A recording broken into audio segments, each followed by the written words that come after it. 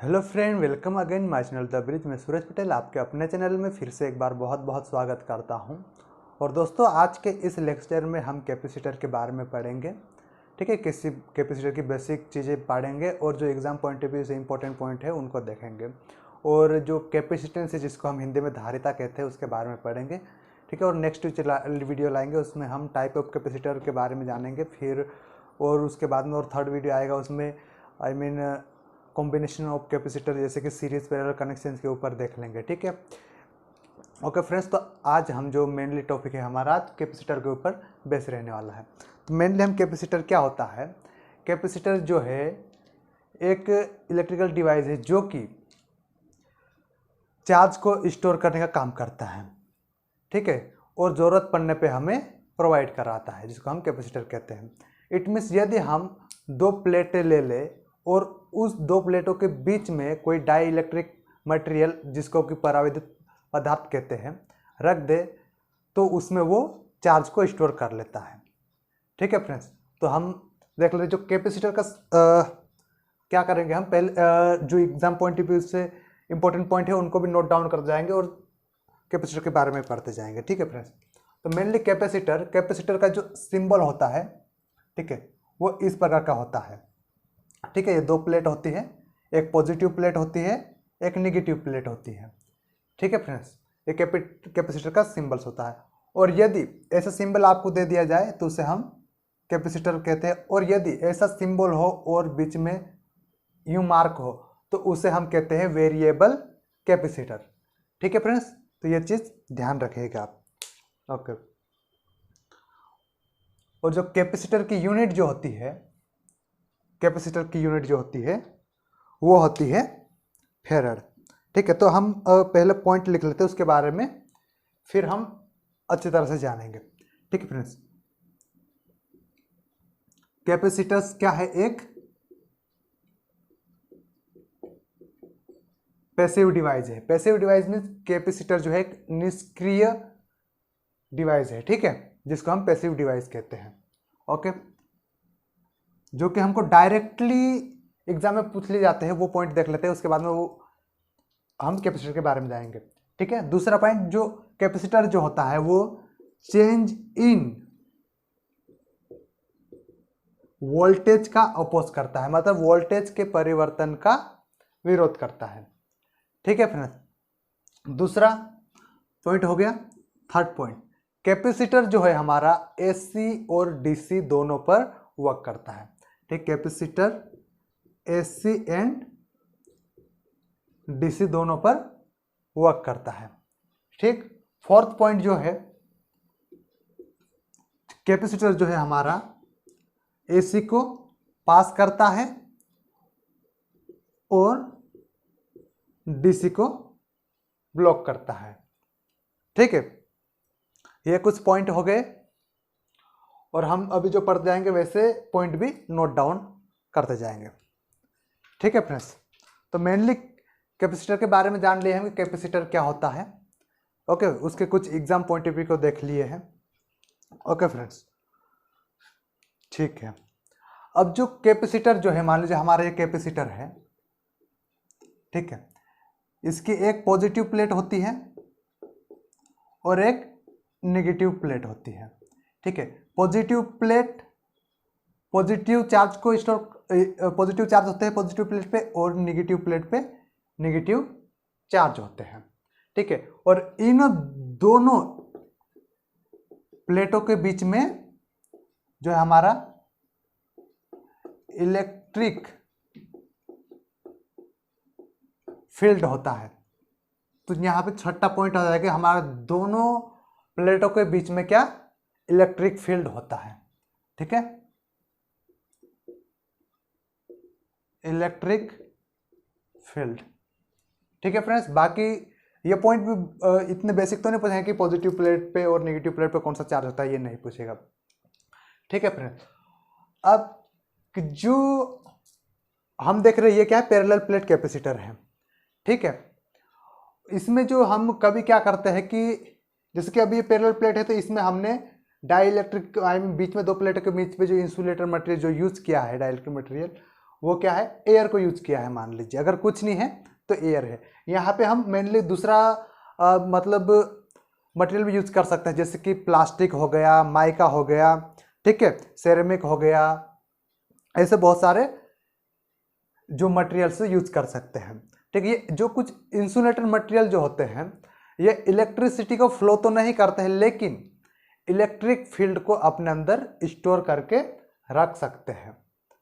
ठीक है, तो सातवां पॉइंट जो है, जो इंसुलेटिंग मटेरियल होते हैं, ठीक है, इंसुलेटिंग मटेरियल जो होता है वो अपने अंदर इलेक्ट्रिक फील्ड को स्टोर करके रख सकते हैं। ठीक है, लेकिन इलेक्ट्रिसिटी को फ्लो नहीं करवा सकते हैं।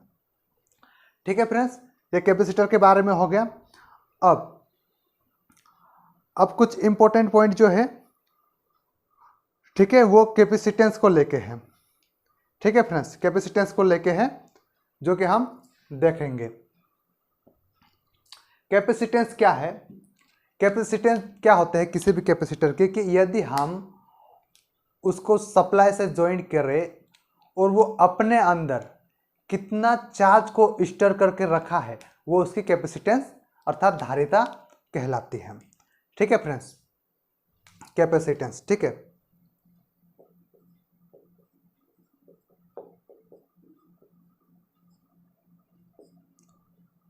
ठीक है, कैपेसिटेंस कहलाती है।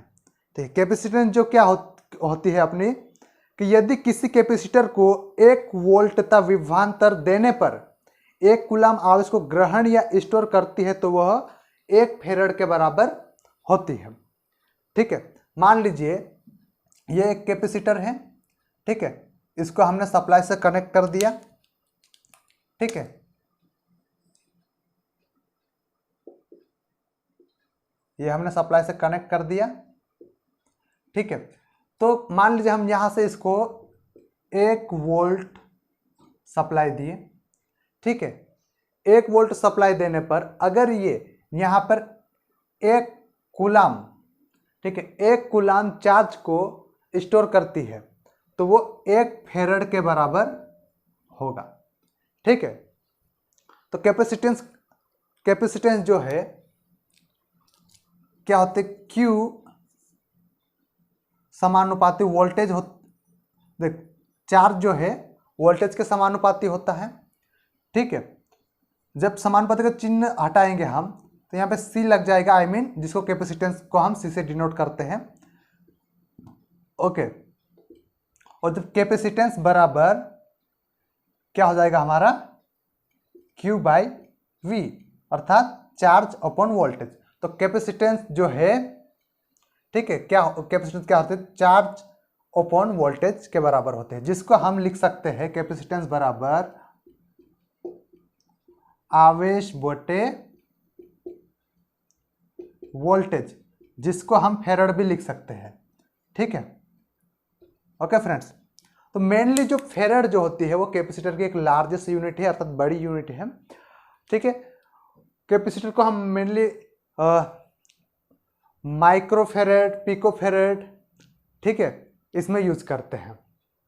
ओके फ्रेंड्स, तो ये कैपेसिटर्स की यूनिट हो गई। मान लीजिए हम अगर इसके अंदर हम क्या करेंगे, 1 वोल्ट सप्लाई देंगे, ठीक है, तो वो अपने अंदर यदि 1 वोल्ट सप्लाई देंगे तो 1 क्या होगा, कूलम चार्ज को स्टोर करेगा, तो वो क्या 1 फेरड के बराबर कहलाएगा। ठीक है फ्रेंड्स, ये होते। अब इसकी जो डिपेंडेंसी होती है उसके बारे में देखेंगे, मतलब जो है अपनी कैपेसिटेंस जो है वो किस किस के ऊपर डिपेंड करती है। तो जो हमारी कैपेसिटेंस जो होती है, ठीक है, मान लीजिए एक कैपेसिटर है, ये इसकी एक प्लेट है, ये इसकी दूसरी प्लेट है। ठीक है, एक प्लेट है, ये पॉजिटिव प्लेट है और ये नेगेटिव प्लेट है। ठीक है, इसके ऊपर पॉजिटिव चार्ज है, इसके ऊपर नेगेटिव चार्ज है। जो हमारी कैपेसिटेंस जो होती है, कैपेसिटेंस अर्थात धारिता, कैपेसिटेंस को हम सी से डिनोट करते हैं, और प्लेट की मोटाई के ऊपर ये डिपेंड करती है। अर्थात प्लेट की मोटाई हम बढ़ाएंगे तो जो हमारी कैपेसिटेंस जो है बढ़ेगी, ठीक है, और घटाएंगे तो घटेगी, ठीक है। दूसरी बात, जो हमारी कैपेसिटेंस है वो दोनों प्लेट के बीच की दूरी, ठीक है, ये प्लेट निगेटिव और पॉजिटिव प्लेट के बीच की दूरी d, ठीक है, जो है ये दूरी बढ़ने पर अगर इन दोनों प्लेट की दूरी बढ़ा दिया जाए, मतलब जो अभी इतने दूर है, ये मान लीजिए अभी ये 0.5 डिस्टेंस पर है, ठीक है। तो जब हम इसको अगर 1 कर दे, ठीक है, 1 सेंटीमीटर कर दीजिए मान लीजिए एग्जाम्पल के लिए, ठीक है, पहले 0.5 सेंटीमीटर था, ठीक है, तो कैपेसिटेंस कुछ और थी, और यदि हम इसके डिस्टेंस को बढ़ा दिया जाए और 0.5 से हम 1 सेंटीमीटर कर दे, आई मीन डिस्टेंस बढ़ गई, तो उस कंडीशन में जो हमारी कैपेसिटेंस जो है वो घट जाएगी। आई मीन दूरी, दोनों प्लेटों के बीच की डिस्टेंस बढ़ने पर कैपेसिटेंस घट जाती है, ठीक है। तो दूरी बढ़ने पर कैपेसिटेंस घटेगी और प्लेटों का एरिया जो है बढ़ने पर बढ़ेगी, ठीक है। अब जो कैपेसिटेंस जो है माध्यम के ऊपर भी डिपेंड करती है, ठीक है, कि किसको माध्यम लेके किस माध्यम में हम यूज कर रहे हैं, ठीक है, इसके अंदर मटेरियल कौन सा यूज कर रहे हैं उसके ऊपर भी डिपेंड करती है, ठीक है फ्रेंड्स। ये कैपेसिटेंस हो गए हैं। ओ अपन ने नोट डाउन करना भूल गए, यहाँ पे नोट डाउन कर लेते हैं, ठीक है।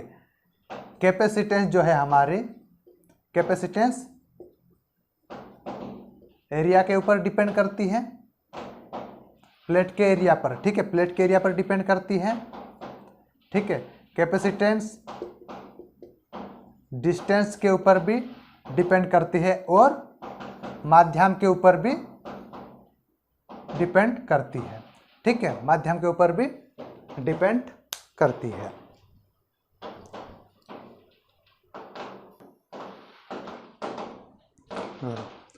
अब रिलेटिव परमेबिलिटी, रिलेटिव परमेबिलिटी क्या होती है कि सभी जो मटेरियल्स होते हैं जो हम कैपेसिटर्स में यूज करते हैं, सभी मटेरियलों की रिलेटिव परमेबिलिटी अलग अलग होती है। जो मटेरियल अधिक चार्ज को स्टोर करके रखता है उसकी रिलेटिव परमेबिलिटी अधिक होती है, और जो चार्ज आई मीन जो मटेरियल्स कम चार्ज को स्टोर करके रखता है उसकी रिलेटिव परमेबिलिटी कम होती है, ठीक है। तो उसको अभी हम नोट डाउन कर लेते हैं, ठीक है। क्या सी मीन चार्ज है ना, अधिक चार्ज, जो मटेरियल अधिक चार्ज को स्टोर करके रखेगा, ठीक है, उसकी जो रिलेटिव परमेबिलिटी रहेगी वो भी अधिक रहेगी, और जो मटेरियल, ठीक है, कम चार्ज को स्टोर करके रखेगा उसकी रिलेटिव परमेबिलिटी भी कम रहेगी। वैसे ही जो एयर की परमेबिलिटी होती है, रिलेटिव परमेबिलिटी होती है वो 1 होती है, ठीक, जो एग्जाम में पूछ लिया था, जो हमारे एयर होती है उसका रिलेटिव परमेबिलिटी होती है वो 1 के बराबर होती है, ठीक है फ्रेंड्स। तो नेक्स्ट वीडियो जो हम लाएंगे, नेक्स्ट वीडियो में हम टाइप ऑफ कैपेसिटर के बारे में देख लेंगे, कैपेसिटर कितने प्रकार के होते हैं और वो किसको एसी पर कौन सा काम करता है, डीसी पर कौन सा काम करता है। उसके बाद में हम फिर कनेक्शंस ऑफ कैपेसिटर के ऊपर वीडियो लेके आएंगे, ठीक है। Video, thank you for watching.